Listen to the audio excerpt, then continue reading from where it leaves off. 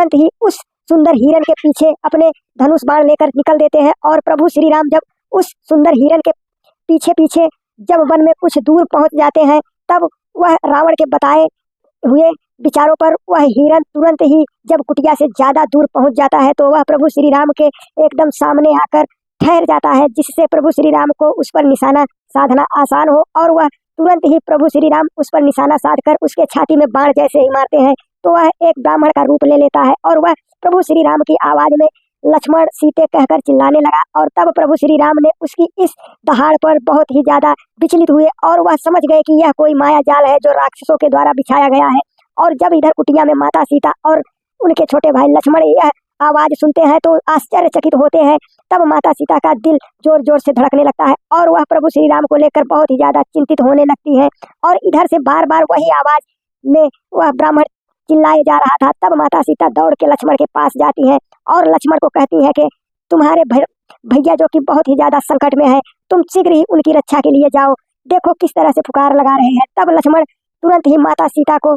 कहते हैं, भाभी आप व्यर्थ ही भैया की चिंता कर रहे हो, भैया पर कोई आँच आ ही नहीं सकती, तीनों लोगों में ऐसा कोई वीर नहीं पैदा हुआ जो प्रभु श्री राम का सामना कर सके, इसलिए आप व्यर्थ ही चिंता ना करें, भैया शीघ्र ही आ जाएंगे और मैं उनकी आज्ञा का पालन कर रहा हूँ। उन्होंने कहा है कि मैं आपके प्राणों की रक्षा करूं जब तक कि वह कुटिया में लौट नहीं आते, इसलिए भाभी मैं विवश हूँ, मैं उनके आज्ञा को टाल नहीं सकता, उनके आज्ञा का उल्लंघन करने का साहस मुझमें नहीं है। तब सीता माता लक्ष्मण को भला बुरा कहने लगती है, कहती है कि तुम कायर हो लक्ष्मण, तुम जब अपने भाई के प्राण संकट में देकर उनके पास नहीं जा रहे हो तो तुम्हारे जीवन पे धिक्कार है। तब यह सब सुन लक्ष्मण क्रोध में आकर सीता माता को एक बार फिर समझाते हैं कि हे भाभी ऐसे कठोर वचन मुझे ना दीजिए कि जिससे मुझे मेरे भैया की आज्ञा का उल्लंघन करना पड़े। तब माता सीता क्रोध में आकर कहती है कि दे दो अपना धनुष बाण, मैं ही अपने प्रभु श्री राम की रक्षा के लिए स्वयं जाती हूँ। तब लक्ष्मण गुस्से में आकर कहते हैं कि भाभी मैं तो आपके हट और जिद की वजह से उनके पास जा रहा हूँ, मगर मैं अपने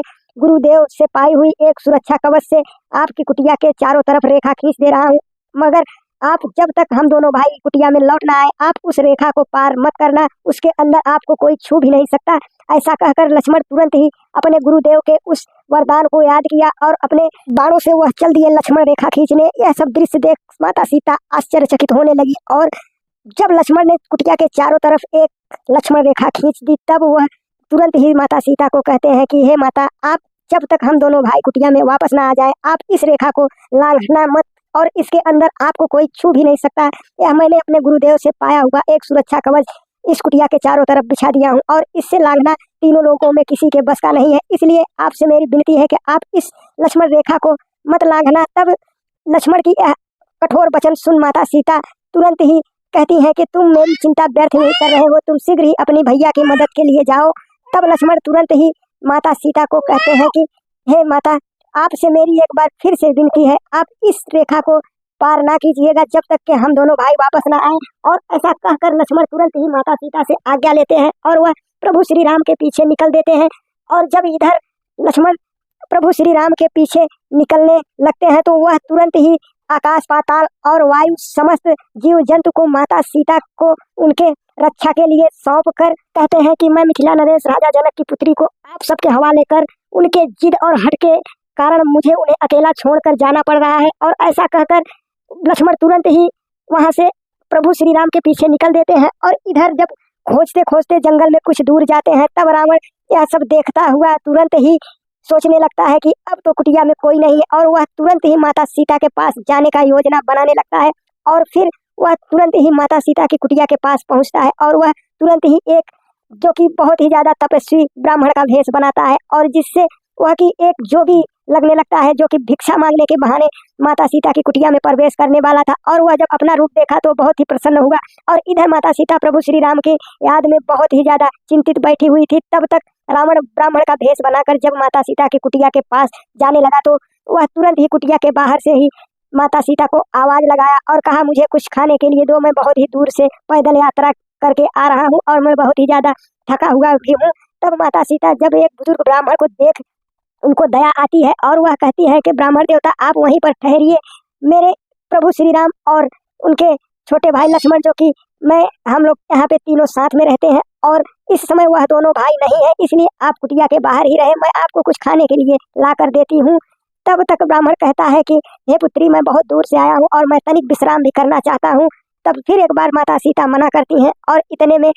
जो रावण ब्राह्मण का रूप लिया था वह तुरंत ही क्रोधित होने लगता है और कहता है, हे दुष्ट पुत्री, तुरंत ही प्रभु श्री राम और लक्ष्मण को जिस हाल में गए हुए हैं वह हाल सुनाता है और कहता है, मैं श्राप दे दूंगा और वह दोनों कभी भी तेरे पास लौट कर नहीं आएंगे। यह सब सुन माता सीता घबरा जाती हैं और तुरंत ही उस ब्राह्मण को बैठने के लिए कहती हैं और कहती हैं, आप यहाँ विश्राम कीजिए, तब तक मैं कुछ आपके लिए खाने के लिए व्यवस्था करती हूँ। तब रावण मौका देखकर तुरंत ही कुटिया में जाने का प्रयत्न करता है, मगर जो लक्ष्मण ने अपनी रेखा खींची थी वह जब उस रेखा के पास पहुंचा तो उसका शरीर जलने लगा और यह सब दृश्य देख रावण तुरंत ही हैरान होने लगा और वह योजना बनाया कि किस प्रकार सीता को इस रेखा से बाहर लाया जाए। तब वह तुरंत ही वहां पर जहाँ पे प्रभु श्री राम विश्राम करते थे उस वृक्ष के नीचे बैठ गया और हरिओम का जाप करने लगा। और फिर माता सीता जब उसके लिए कुछ खाने का इंतजाम कर कर लेकर आई तो एक समय तो तुरंत ही रावण के पास जाने लगी, मगर जब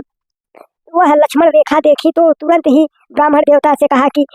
आप ही आकर यह भोजन ले लीजिए, क्योंकि मेरे देवर जी ने मुझे इस रेखा को पार करने के लिए मना किया है और मैं ऐसा नहीं कर सकती। तब रावण एक बार फिर सीता माता पे क्रोधित होता है और कहता है, दुष्ट, तू मेरा अनादर कर रही है और मैं बुजुर्ग ब्राह्मण अब इस समय विश्राम की अवस्था में बैठ गया हूँ तो तू मुझे बार बार उठाने का प्रयत्न करती है। मैं अभी तुम्हें श्राप दे दूंगा तो तुम्हारे पति और तुम्हारे देवर दोनों के प्राण संकट में आ जाएंगे। तब यह दृश्य फिर एक बार माता सीता को सोचने पर मजबूर किया और सोचिए तीनों चारों बार माता सीता प्रभु श्री राम के ही वजह से संकट में आई और अगर इस समय भी रावण उनके प्राणों की अशुभ बातें ना करता तो माता सीता उस लक्ष्मण रेखा को ना पार करके बाहर आती और रावण हरण नहीं कर सकता था। मगर जो विधि का विधान है वह तो सत्य है और रावण अपने चाल में एक बार फिर से कामयाब होने वाला था और उसे बहुत ही ज्यादा मन में ही प्रसन्नता हो रही थी कि किस प्रकार सीता उन दोनों की मोह में मेरी हर बात को सही सही मान रही है। और रावण तुरंत ही एक बार फिर से क्रोध में कहता है कि दुष्ट, तूने मैं पहले आया तो द्वार पे ही रुकने का आदेश दिया और अब मुझे बार बार उठाने लगी। मैं इस समय विश्राम कर रहा हूँ तो तू मुझे दूर से ही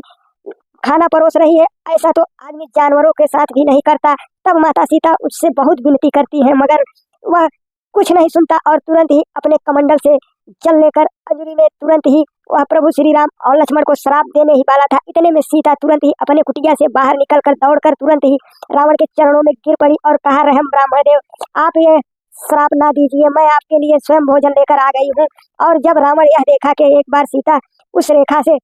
बाहर आ गई है तब वह तुरंत ही अपने कमंडल से निकाले हुए जल को वापस कमंडल में डाल दिया और कहा, इतनी सुंदर और अच्छी नारी यहाँ वन में क्या कर रही है। तब यह सब जब सीता माता सुनती है तो तुरंत ही उनके मन में एक बार शंका होने लगती है और वह तुरंत ही सोच में पड़ जाती है कि यह ब्राह्मण बुजुर्ग किस प्रकार की बातें कर रहा है। और फिर वह तुरंत ही कुटिया के अंदर जाने का प्रयत्न करती है मगर रावण तब तक तुरंत ही उठकर उन्हें रोक लेता है और तुरंत ही अपने वास्तविक रूप में आने लगता है। तब माता सीता यह देख रावण का वास्तविक रूप बहुत ही ज्यादा डर जाती है और वह जोर जोर से चीखने और चिल्लाने लगती है। तब रावण अपने ऊंचे स्वर में दहाड़ता है और वह तुरंत ही माता सीता की कलाई पकड़ने लगता है और फिर माता सीता बहुत प्रयत्न करती है कि उस लक्ष्मण रेखा के अंदर चली जाए मगर तब तक बहुत देर हो चुकी थी और रावण तुरंत ही माता सीता को अपने कंधे पर उठाता है और वह उठा कर ले जाता है, अपने यान में बैठाता है जिससे कि वह लंका से आता जाता है। और इतने में माता सीता जोर जोर से प्रभु श्री राम को आवाज लगाने लगी और तब रावण तुरंत ही उन्हें अपने वाहन में बैठाया और वहां से तुरंत ही हवा की यात्रा में उड़ने लगा। और यह दृश्य देख माता सीता बहुत ही ज्यादा डर जाती हैं और बहुत ही ज्यादा दोनों भाइयों को आवाज लगाने लगती हैं और रावण के सामने रोटी गिड़गिड़ाती हैं मगर उसे थोड़ी सी भी रहम नहीं आता और वह माता सीता को बहुत ही अद्भुत तरीके से उनके साथ व्यवहार करने लगता है। और वह रावण, जो कि उसे एक ऋषि मुनि का श्राप भी था कि अगर वह किसी भी स्त्री को उसके इच्छा अनुसार, अगर उसके इच्छा के विपरीत उसके साथ दुष्कर्म करेगा तो उसे तुरंत ही मृत्यु प्राप्त होगी। यही सब बातें सोचकर रावण माता सीता को हाथ लगाने से थोड़ा सा कतराता था मगर